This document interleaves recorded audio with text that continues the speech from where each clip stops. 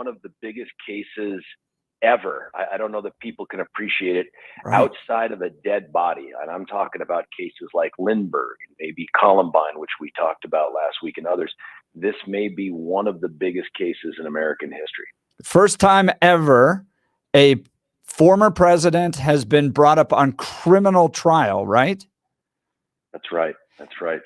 Sitting or former, sitting obviously very difficult, but the part, and I didn't hear if you guys had covered this before, but one of the things in light of that is the most disappointing, in fact, I think offensive to the American people, is that this thing is not televised. Right. I know that New York State has these very draconian, rigid laws about what can be recorded, but it's not like this case snuck up on them last week. There was an opportunity here for either the New York General Assembly or the Supreme Court, or their Supreme Court is called the Court of Appeals, to make some decisions here about allowing unprecedented access for the most unprecedented case in American history, and they didn't do it, and I think we're all worse off for it. Yeah, you really have no sense what's going on. You're outside of reporting, and you're relying upon NPR, Washington Post, New York Times in order to provide the analysis for this case. Washington Post has 3 reporters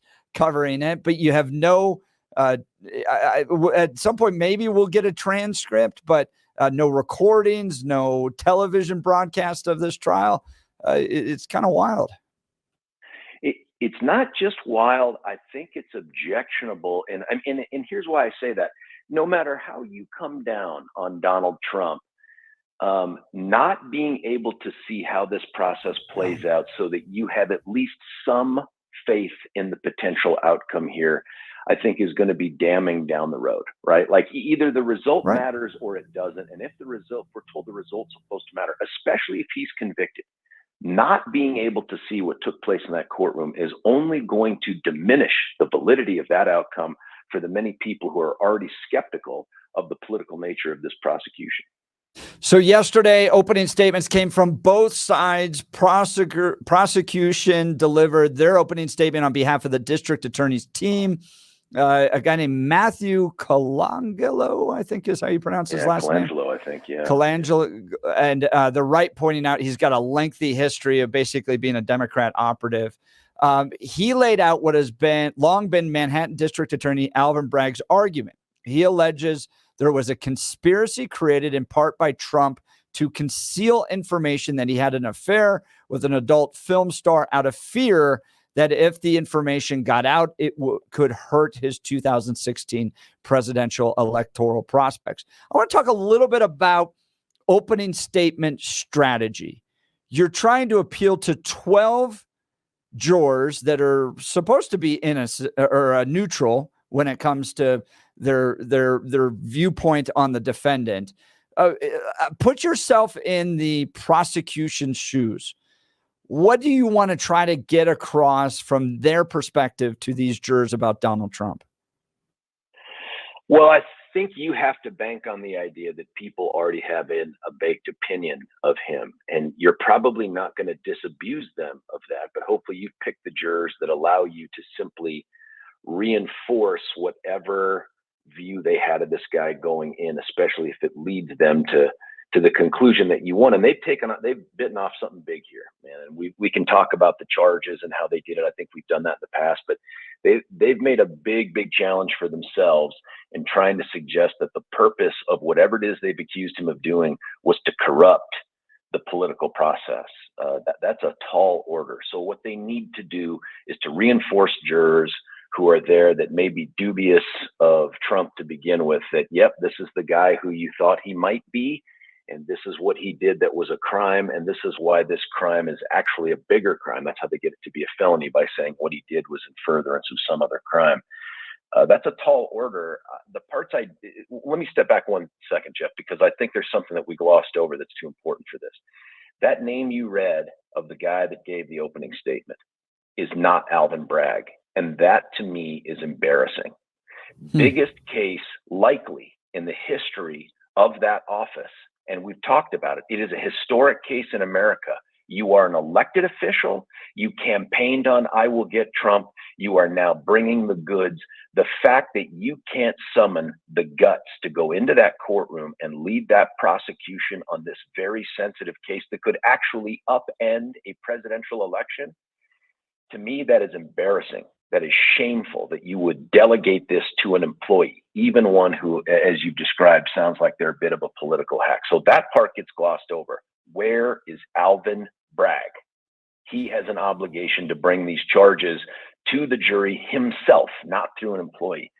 Having said that, though, man, the parts that I missed, the parts I wanted to see, are what are the first words this guy spoke? What was that first paragraph he gave them to sum this up? Because what you need is simplicity. They spent a long time in jury selection time. They need to tie a bow around it right up front and simply lay out, this is the theory. One sentence, two sentences that make sense.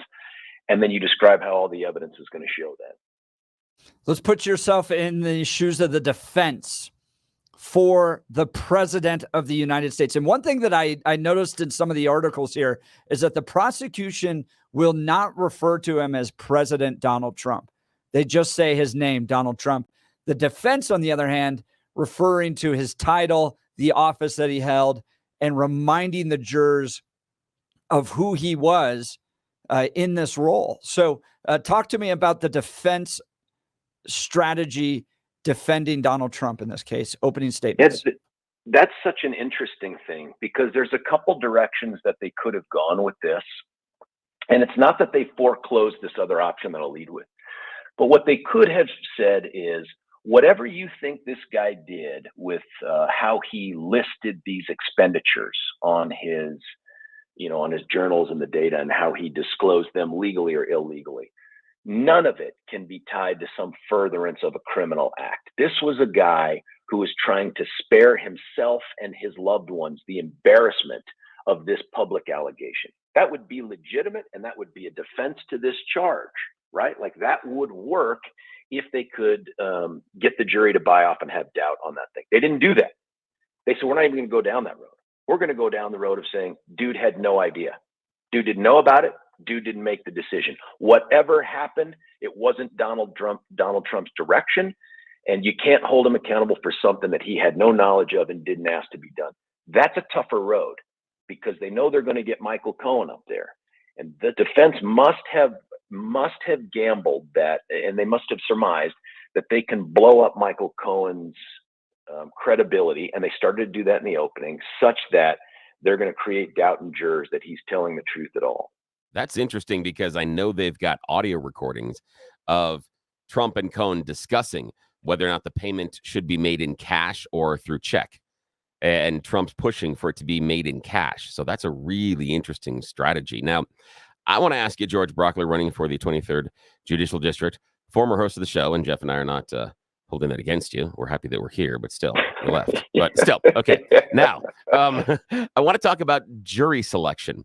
I want to have you put yourself in the shoes of the prosecutor because you're at a severe disadvantage. Trump just needs to find one.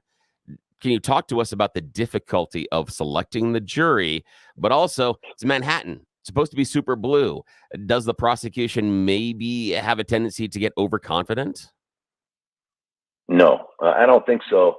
And you're right that they need to find one if their goal is a hung jury. And I think that they would treat a hung jury as a victory here, if only because getting the country and the city geared up for trial number 2 on this guy, one that would have to have occurred after the election, going to be a lot harder, I think, to pull off. But if he's going to be acquitted, and if you're Donald Trump, man, you want that acquittal because, as Jeff has pointed out in the past, this is the momentum builder for you as you go into the next 3 trials, because everyone in America will know this guy beat a charge that had been really pushed as highly political. And I think it is highly political. And that's going to potentially impact these other cases. So they need unanimity for an acquittal.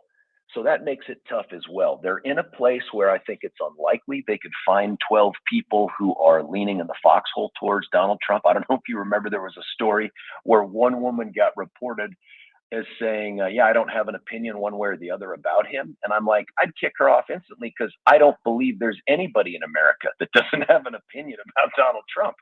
You might like him or dislike him, but I don't know anybody who's like, he's a C for me. I mean, I could go either way. Like, there's nobody like that in America. So the trick here is you have to find a jury that, even if they're predisposed politically to disagree with the president, maybe even not like him as a person very much, that they can sit there and feel compelled by their duty to listen to this case and say, man, I wouldn't wish this on anybody, right? Like, this just doesn't pass the sniff test when you get to the point of beyond a reasonable doubt sticking this guy with this crime.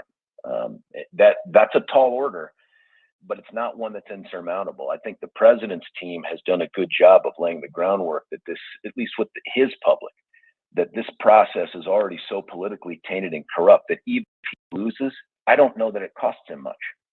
I do have to ask you a question, George Brauchler, about Michael Cohen recording conversations with a client. Are attorneys allowed to do that? I thought there was like this, sacred bond between attorney and clients, and you can't just go out there and say everything that your client said. I mean, how did he get away with that? Very, very interesting question. So here in the state of Colorado, we have a one-party consent recording state, and I think New York's the same. And that is, as long as you're a known present person for the conversation, you can record everybody all the time. However, when it comes to licensed attorneys, and I'm talking about in the state of Colorado, if you surreptitiously record another unrepresented person without their knowledge or consent, that's kiss your license to practice law goodbye time. So one is, would it still be admissible in court? I think it could be, and I imagine they had motions hearings to discuss stuff like that. But should Michael Cohen's license to practice law be forever gone from the planet Earth? Yes, because of that violation of that confidence. The problem here is, even though the conversations between an attorney and their client are protected in almost every single circumstance, that almost every exception is when it's in furtherance of a crime. You conspire with your attorney to commit a crime that is not protected. Gotcha. Let's talk a little bit about David Pecker, former National Enquirer publisher. He gets some agreement with federal prosecutors in 2018 not to prosecute American media. What is he going to say that this was what they called a catch and kill scheme, where they would go out there and try to get stories before they could be published, pay off those that were seeking to make statements about the president, to protect the president, in this case, a candidate prior to becoming president? How do those deals work? And do you think that David Pecker is going to be a pretty serious first witness for the prosecution? Great questions. First off, most of these cooperation agreements are premised on, and remember, the language of them gets disclosed to the defense, and they can also ultimately become admitted for the jury to consider too. So when you craft these, you want to make sure that you're crafting them to say, this is about you telling the truth, right? This isn't about you saying certain words or getting a certain outcome. You can't do that. You wouldn't do that. What you want to do is make sure it's crafted in terms of you tell the truth. And if you tell the truth, then we agree to blankety blank, blank, blank. And maybe in his case, it was to just make a proffer. And a proffer would be an unsworn statement that he makes in advance of going to trial. That could have been the basis for that agreement. And the U.S. Attorney's Office may consider this deal done because he gave the proffer, and anything he would do right now on the stand to testify that was inconsistent to it would open him up to perjury at the state level anyway. So they may have already done their job. The bigger question here, I think, is the second one. Is this guy a valuable witness? If these guys haven't put on a big punch right to the face with their first witness, then they don't know what they're doing. So there must be something coming out of Pecker that they believe is going to already put the jury in a frame of mind to think, I get it. This has been the scheme over and over and over again. And this was just part 3 or 4 in the let's cover up for Donald Trump scheme. I think the potential downside for this, though, is unless every single one of these catch and kill things with his buddy at the Enquirer took place during the campaign, to me, it bolsters the idea that this is a guy that wants to defend his reputation. Whether he's running for president or he's trying to create The Apprentice 2, or he's just a businessman in New York. Dude doesn't want to be embarrassed, doesn't want his family to be embarrassed. Well, if that's the motivation, then the state fails, because they need the motivation to corrupt the political process. Wow. That's a very compelling argument. And if you look at some of the initial documents, court documents that were sent, for instance, I think the doorman allegation, where you had a former Trump employee argue or make the claim that Donald Trump somehow got somebody else pregnant and there was a secret child that was hidden, all that stuff, totally not true. Totally not true. And Donald Trump paid $50,000 to just keep him quiet, because I think in his mind, it was just easier to stroke a check to these guys and not have to go out there and deal with 200 media outlets publishing a whole bunch of stories and having to work through each one to try to explain who you are. And we know how the media is and how they feel about him. So I think in his mind, it's just a calculation of going, well, this is easier. George Brauchler, Hillary Clinton got in trouble for essentially the same claim that they're making against Donald Trump, that the Steele dossier was not properly recorded and in the logbooks of the Clinton campaign. And in doing so, she faced an FEC complaint and a fine. It seems to me like if this was the same case, right, that this was not properly recorded in the books of the business books of the Trump campaign, and it went to the FEC looked at this and said, we're not going to prosecute on this, then where's the crime at this point? If this was about election interference, which is what the prosecution's making this about, and Clinton was found guilty for essentially a very similar thing, and all she did was pay a fine, doesn't this seem very excessive in its prosecution? I don't think there's any doubt this thing is politically motivated. But the problem is none of that is going to get to be evidence in the case against Donald Trump. Now, listen, did he commit a crime in let me say this, was a crime committed in making the ledgers reflect something that wasn't accurate? Yes, that is absolutely true. And that appears to be a crime, and they have him cold on that crime. Problem is, these guys drug their feet for so freaking long that the statute of limitations expired on those teeny tiny little charges. And so for Alvin Bragg to fulfill his political promise when he ran for office, he had to origami the law into something where he could say, okay. But if we lost those misdemeanors, if those misdemeanors were done in furtherance of another crime, we now have a felony, which has a longer statute of limitations, and we can still go to court. And yet none of that will get to be argued in front of the jury either. The defense can't come to the jurors and say, hey, jurors, these little charges, they ran out of time. So they had to invent something else he did as a motivation for it to get in front of you. They can't have that conversation. They can't have that argument, because the motivation of the prosecution, especially when it's political, is not admissible evidence. It's not relevant to the crime. But for us out here on the outside looking in, I think this is absolutely a corruption of the prosecution process. This is what makes people doubt our system. So, George Brauchler, thinking about it this way, let's say that you are the prosecution, you're on the Alvin Bragg team. Game plan this for Jeff and I. What do you think is your strongest area of attack against the former president? And on the other side, what's your biggest weakness? What's the thing you're afraid of Trump's team bringing to the table that you can't fight against? Well, I think one of their strongest witnesses, if not the strongest witness, has to be Cohen. And so if you're the prosecution and you know he's damaged goods, and this dude is damaged goods, lacks credibility, a lot to beat him up on, doesn't mean he can't be believed, though. If you're a good prosecutor, you need to de-emphasize this guy. That's why you don't lead with Cohen, because if they bloody him up from the word go, the rest of the trial is meaningless. I don't think you end with this guy either. Depending upon how the other evidence plays out, I think you buried this guy somewhere else towards the middle. And it could be between the beginning and the middle and the end, it doesn't matter. But somewhere in that area, I'm just guessing, you put him there so that if you have momentum going into him and he doesn't fare well, you have something to put on after to rebuild that momentum. I think for the defense, your biggest attack, now that you've come out in the opening and said that this guy didn't know and he didn't make the decision, Cohen becomes your target, right? Because Cohen's the guy that says, we all knew what was going on. He said this, he did this, and you attack it from that angle. Now, on the other side, by the way, this issue of whether or not the president will testify, I think is fascinating as well, because the judge has made rulings that if he does, normally when someone's making the decision to testify, you don't want them up there because they get cross-examined and the prosecutor beats them up. And oh, by the way, if they have felony convictions, that can be used to impeach their credibility. Well, the president doesn't have any convictions.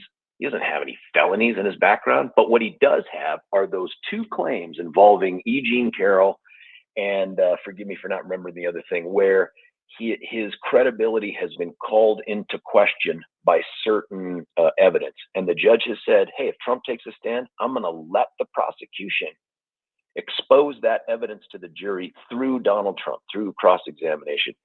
That is pretty damning stuff. And I think if you're the defense, you have told your client, probably don't testify. I don't know if they can keep a guy like that off the stand. I mean, you know, Donald Trump does his own thing. But if you're the defense, you probably want to say, hey, that's it. Let's not do this. Today, they're going to take a break to deal with the comments and the gag order and all that stuff. George Brauchler, Donald Trump sent out a message yesterday to his donors and supporters saying, I may be in jail tomorrow. Is there a chance that you think Donald Trump, because of this gag order, could end up in prison this week? Oh, listen, if the judge is going to find that he violates the gag order, could he be held in custody? Yes, I think it would be a huge mistake and unwarranted in this system. He would get, at least, in my opinion, another warning or two, probably some fines, even if he's held in contempt. Remember, for us, though, we use the terms jail and prison interchangeably. Yeah. For the court, they'll throw him in jail. Probably Rikers. Wouldn't that be interesting? But Rikers. Trump could be in Rikers? I'm just saying, if you're the judge and in your mind, you're like, what can I do in this case to make it more likely the president will be elected? I think putting him in jail during this trial is the way to do it. So, I think he's too smart to make that mistake. Wow. George Brauchler, candidate for Judicial District 23. Thanks so much for being on the Jeff and Bill show and giving us some updates on this. I really appreciate it. Anytime. Talk to you guys soon.